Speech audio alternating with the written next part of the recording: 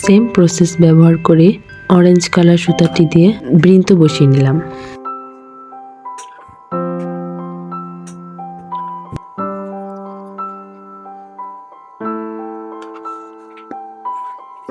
এখন খয়েরি কালার সুতা ব্যবহার করে আমি ময়ের 4 সাইডে সেলাই করে নিব। সেলাইয়ের কাজ শেষ হলে আবার কাটিংয়ের কাজে ফিরে যাব।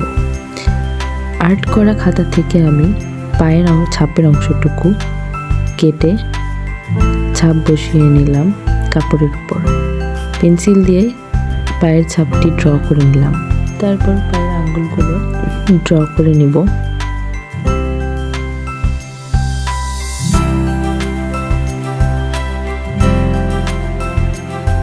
আর্ট শেষ হলে আবার ফ্রেমটিকে শক্ত করে আটকিয়ে নিয়ে সুতোর কাজে ফিরে যাব। আমি এখানে ব্লু কালারের শেড ইউজ করেছি। ভিডিওর মধ্যে ঠিক এইভাবে পায়ের ছাপের অংশটি আমি সেলাই করে নেব।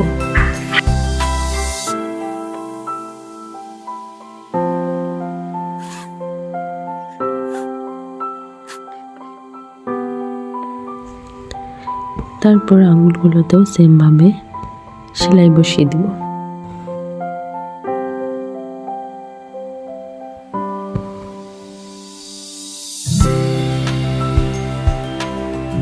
পায়ের ছাপের সেলাই শেষ হওয়ার পর আমরা পরের রাউন্ডে যাব। এই পার্টে আমি বোর্ডগুলো ব্ল্যাক কালার করে নিয়েছি এবং ময়ের নিচে কিছু ঘাস ফুল আর্ট করে নিচ্ছি। ঘাসগুলোতে আমি হালকা গ্রিন কালারের শেড দিয়ে এভাবে সেলাই করে নেব।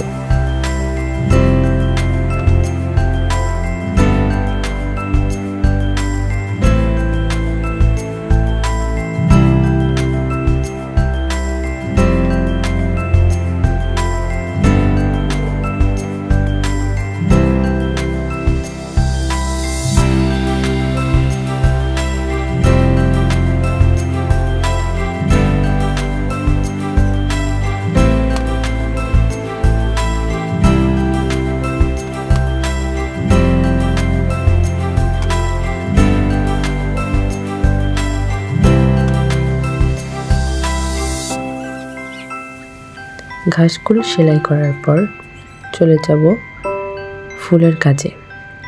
ফুলের জন্য এই পর্যায়ে আমি পিঙ্ক কালার ইউজ করেছি। ঠিক এইভাবে 3টি পাপড়ি করে ফুল বানিয়ে নিব। বাকিগুলোতে আমি একটি করে অ্যাড করেছি।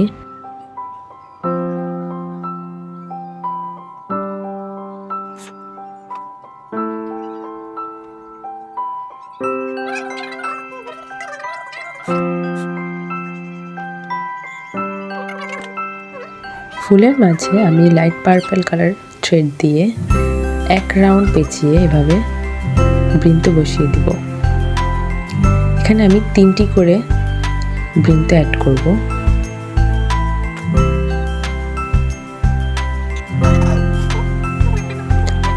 ভিডিওতে এখানে কয়েকটি পার্ট আলাদা না করে একসাথেই সবগুলো এক্সপ্লেন করার চেষ্টা করেছি। আশা করি সবার ভালো লাগবে। এটা সম্পূর্ণ কাজ এই পার্টে শেষ করা হয়নি। এই ভিডিওর সেকেন্ড পার্টে ইনশাল্লাহ সম্পূর্ণ কাজ দেখানো হবে। এখানে আমি ডার্ক ব্লু কালার দিয়ে পায়ের ছাপের চারপাশে এভাবে সেলাই করে নিব। এই অংশের কাজ শেষ হলে নামের অংশে চলে যাব। উপরে লেখার অংশটু আমি পিঙ্ক কালার থ্রেড দিয়ে অফ ক্যামেরায় শেষ করে নিলাম।